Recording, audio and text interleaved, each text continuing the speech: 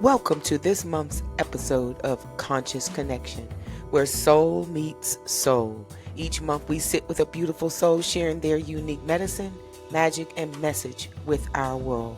Join the conversation.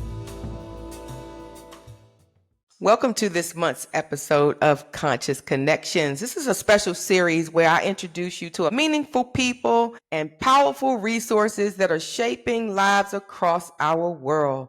These are the kind of connections that don't just cross your path, they shift your perspective. Erick Edwards is a father, an entrepreneur, speaker, and an author with 30 years of experience living and working throughout the Latin America and the Caribbean. He is a licensed realtor based in Panama.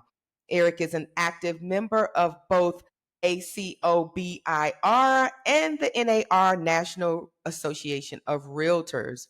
With more than 20 years in the real estate industry, he has a strong background in consulting, sales, rentals, and property acquisitions. His experience extends far beyond Panama, having been involved in real estate ventures across Belize, Costa Rica, the Dominican Republic, and Curacao, giving him a broad regional perspective and deep understanding about the international property markets. And he has a new venture in the coffee market. We're going to talk about that. Welcome to the show, Erick, my brother. Thank you for having me. It's nice to see you again. Yeah, it's good to see you, brother. So we met in Panama. Let's see, Shannon and I decided to move to Panama. Well, Shannon decided, and I just followed along because I didn't know anything about Panama. But when I got there, it took me some getting used to. It's hot all the time over there. Yeah, and I love fall. So it took me a little bit of getting used to. And we met at an event over there. And I'm glad to have met you, brother. You bring a lot of wisdom about the real estate market, and a lot of people are interested in moving abroad now. So I'm glad you're here with us today. Again, thank you for having me. And it Yeah, was a so pleasure meeting you and your husband as well. So, yeah. So what brought you into real estate in Panama? What started you there? How'd you get there? well, real estate is something that, as I became an adult, was something that really caught my attention. You hear all of these stories how a lot of wealthy people own real estate and how people become wealthy owning real estate. Unfortunately, when you don't have money, it's a bit of a reach, right? But it doesn't stop Right. you from getting the knowledge.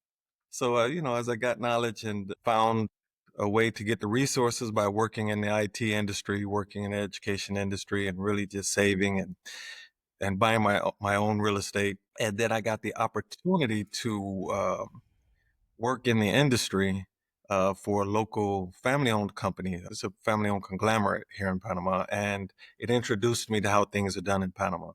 And it just so happened to be around the same time that the country really started booming with new real estates. Everything just sort of fell in place. After I left there, got my license as a foreigner. You have to have had your residency for 5 years before you can even start taking the exam to become a realtor. Fortunately, I passed the exam and Good. I've been an independent realtor ever since, doing other things as well, but just keeping that because it has been a passion of mine. Well, that's really good. My sister is a real estate broker here in the United States. And I remember thinking that I was going to sell some real estate. I sold one house and I hated it. I never sold. That was the only house I ever sold. I felt like selling jewelry was easier. That's a tough market. So hats off to you, brother, for that. What keeps you in Panama, though? Well, um, let's see, I'm with my second wife and I got 4 kids and one grandson. But so besides that, I really enjoy being here. I mean, people talk about freedoms in other countries and what have you. A lot of time freedoms come with headaches, right? The Mhm. protests and all of those type of things. But this is truly a country where you feel free, right? You can go out and fish. You don't need a permit to stick a pole with a line in the water. It's, again, sometimes it comes with a little chaos when it comes to traffic and things like that. But Oh, yeah. um, yeah, and you just feel really at home. Panamanians are very welcoming. You have people from all over the world here. And, so again, despite some of the growing pains and what have you, it's still a beautiful place to be. A very, how would I put it? The quality of life from the mental perspective Yes. is what keeps me here. Yeah. Yeah, yeah, I have to agree with you. I'm telling you, that is, I think that's the most, a lot of things happen for me over there in Panama. I shed a lot of worries and a lot of baggage that I brought there. But when I got back to the United States, I did not have it. I shed a lot there. It is very peaceful. And you're right, Panamanians are very welcoming. And I found it to be a place that I could at least spend 6 months. Maybe as I get older, I might want to stay over there. But If you can deal with again, the heat, right? it's just hot to me. I gotta have some fall, and it's something special about those air conditioned prices. That electricity over there. I don't know what they doing over there with the You gotta go to electricity, but Boquete. You have to spend some time in Boquete. I know. But I lived at the beach. I like the ocean. I was gonna ask you about that. So what would you say? City life, mountain life, beach life? That's a great question. And the beauty of being in Panama is that you can do it. You can do both, You right? can have it all. Yeah, you can have it all, right? I tell people if you schedule it right, you can wake up, have breakfast on the Caribbean or off the Atlantic Ocean, right? Looking at the Atlantic. And then you can have lunch looking at the Pacific and then have dinner in the crater of a volcano. Yeah, So yeah, you do all of this in the same day, right? yeah, So, yeah. you can have a place up in El Valle, which is just 30 minutes from the beach. Hmm. So, it just depends on how That's you true. want to. Yeah, that's true. That's true. I did hang up in the mountains. I didn't too much like the city.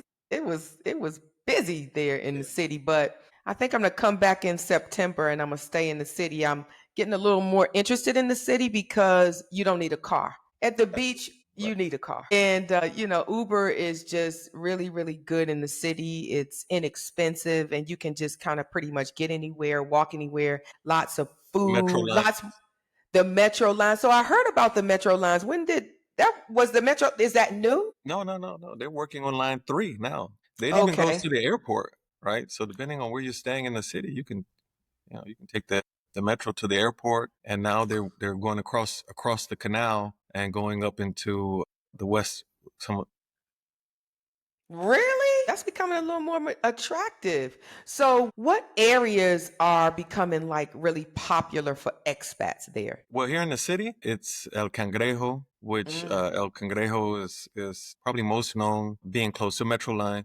It also has a street called Via Argentina, which is very walkable, where you have restaurants. You have Indian restaurants, Venezuelan restaurants, Colombian restaurants, typical Panamanian restaurants, Cuban restaurants. So you have Caribbean restaurants. You have all of these different ethnic food restaurants on that street. You have bars and pubs and coffee shops, and it's just a beautiful street. And there's a park that, there's always activities going on and what have you. And then nearby, so you have condos and right off of that street in either direction. Again, very walkable and lots of restaurants and grocery stores are nearby. So it's very popular. Another popular spot is the Marbella Bella Vista area, which both border Avenida Balboa. A lot of people call it Mhm. Cinta Costera, which is right on the Yes. ocean. So that area, you have condos with balconies overlooking the ocean, and again, walkable. Tons of restaurants and things to do in the area. The Cinta Costera is known for exercising. You have basketball courts, little soccer fields, and you have a park, Parque Huraca, there where lots of activities go on. Again, lots of coffee shops and things like that. So these are great areas for expats because there's other expats around walking distance to hospitals and clinics and Mhm. restaurants and grocery stores. Everything you need is within walking distance. And if you want to go to another area, like you said before, Uber and Driver are very inexpensive, and you can go somewhere for like $3, $4. Yes, yes, you can. Yes, you can. I can attest to that one. You can go somewhere for 3 or 4 bucks and it could be two or three of you in the Uber too. So yeah, that's very attractive to me because of the commute and being able to have some access to things. So do you also you will rent long term? Do you offer long term rentals to people, or are Yes, you yes. just selling? No, I also deal with some long-term rental. I don't do midterm or short-term rentals. Short-term rental, you have the platforms like Booking.com, Airbnb. Yeah. What is the other one? There's another one out there as well for short-term rental. VRBO. Yeah, that's it. That's the one. Realtors really don't get into dealing with that because of those platforms. There's no need to use a realtor. Yes, yes. So, what are some red flags that people should watch out for if they are buying or renting long term in Panama?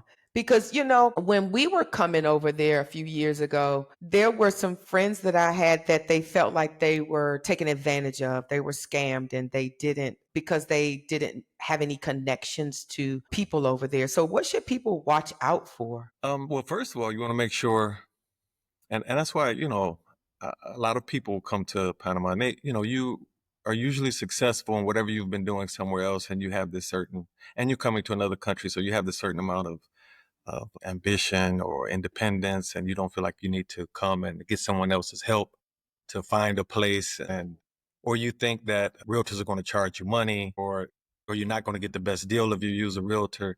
And it shouldn't be the case, right? Realtors don't charge you because the seller or the renter pays the commission. So you, as a person renting or buying, you don't have to pay unless Mm, you have some other type of agreement, unless you worked out some other type of agreement with the person you're working with, right?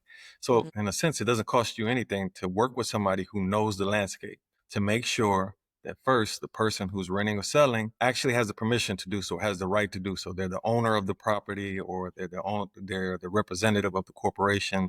So that's important. One. Two. The other thing is just the property itself, to make sure you're getting what you think you're contracting for, right? And understanding that here the construction is different, the processes for the way things are done. Like, it's surprising, but most deals aren't done with escrow. They can be done with escrow, but most deals aren't done with escrow. So, it's a leap of faith that you're taking when you do that. And that's Mm, another thing. But using a licensed realtor, the licensed realtor has to have I think you call it a bond.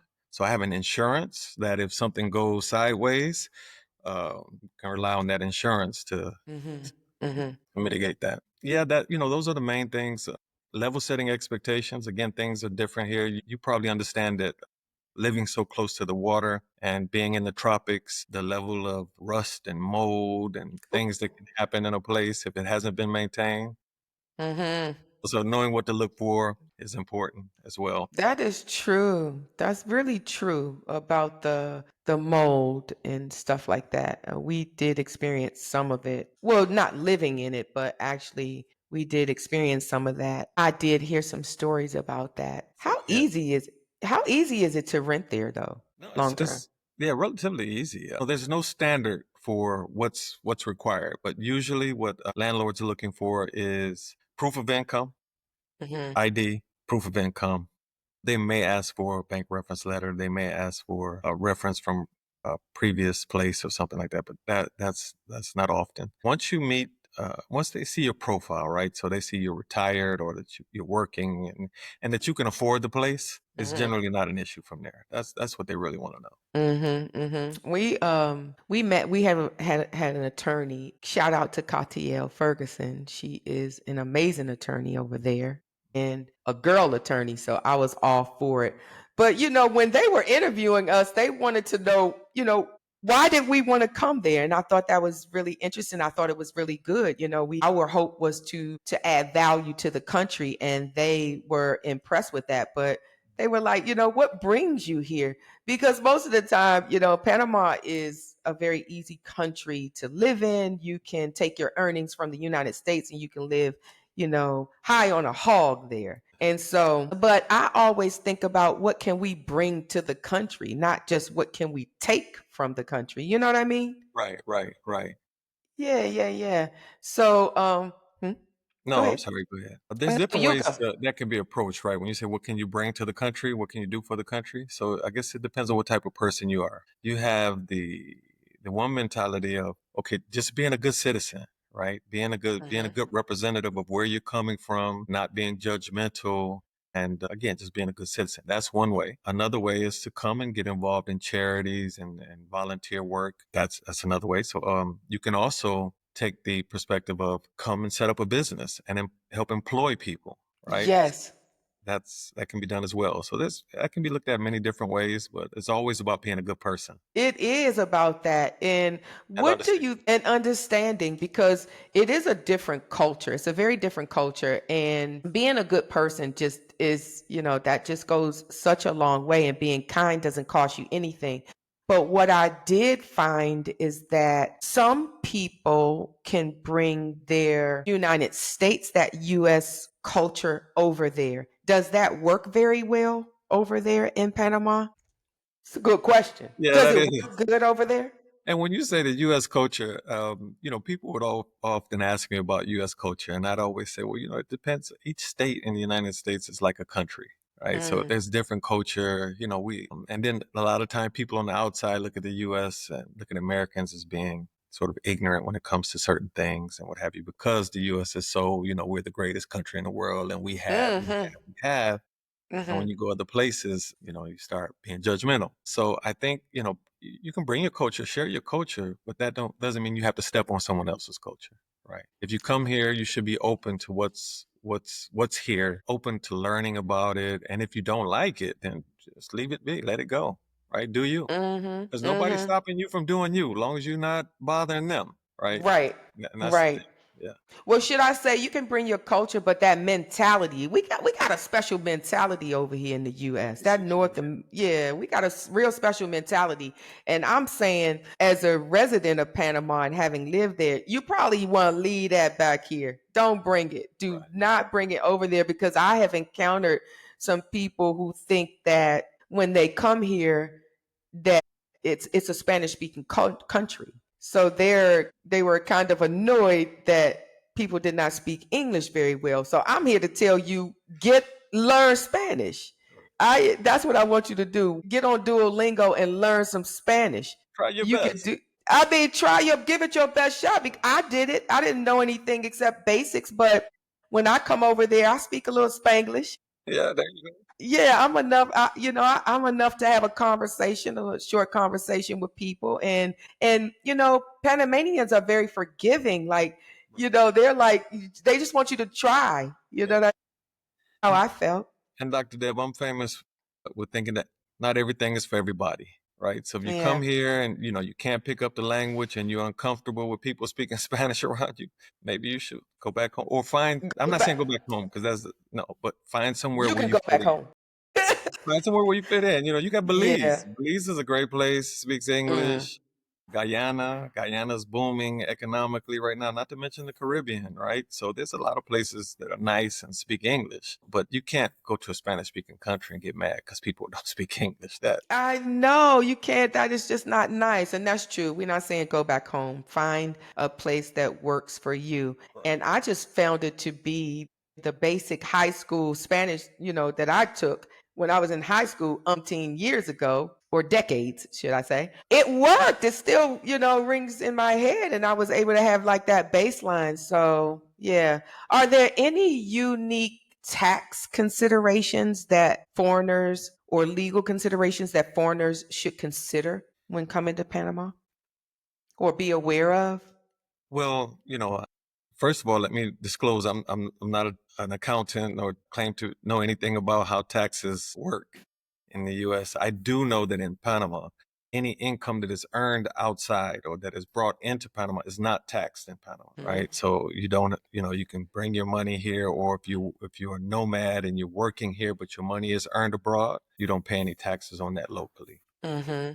Property taxes here are as a foreigner. So you didn't ask this, but a lot of people do. Can foreigners own property in Panama? Yes, you can. You can own property and you have the same responsibilities as an owner. So, your tax responsibilities for the property, uh, they're not very expensive, relatively economical. In many cases, depending on what type of property you're buying, but if it's under a certain threshold, there's no tax paid at all. Mm-hmm. So, I wanted to ask you before we even get into the coffee, because I want to know about the coffee. You know why? Because I did not start drinking coffee until I moved to Panama. All right. That's when I start. Yeah, and I don't drink it anymore now, but I might have like one cup. But I was drinking coffee every day over there. That coffee is it was so good. I drank it every morning. But what can $1,000 get you in Panama? If someone had $150,000, I mean 150K over here, I'm not really sure it's not going to get you on the beach. It could get you, and it's not even going to get you close to the beach. But can $150,000, what can that buy you in Panama? Oh, you can get something.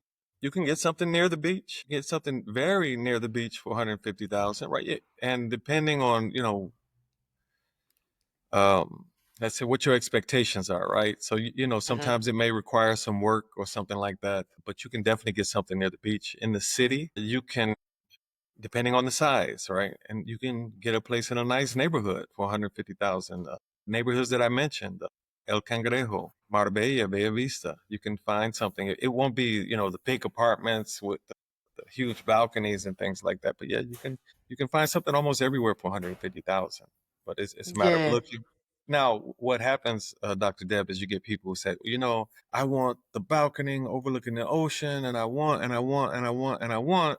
No, it Yeah. doesn't work that way. You have to see what we can find something for 150,000. Then you have to see if that works for you or not. But yeah, Yes. Yeah, I just find that there are a lot of options, and there's a large range, yes, and like you said, you can put some sweat equity into your home like you would anywhere, and you can just make it your own nesting place. So that's really good. So let's get into the coffee. What's going on? You got a new venture going on. Tell us about that. yeah. A good friend of mine. I mean, one of my best friends for many years. He's Panamanian, but he actually lives in D.C. And whenever he comes to visit, we get together and we always sit and have coffee. He loves coffee. I love coffee. And one of the trips, we were talking about, perhaps how we were talking about how people in the United States don't know anything about Panamanian coffee. And I should say most people in the United States don't know anything about it. And Panama has very good coffee. We have one coffee in particular, geisha coffee. Now, geisha is grown in other countries. Is actually originally from Africa,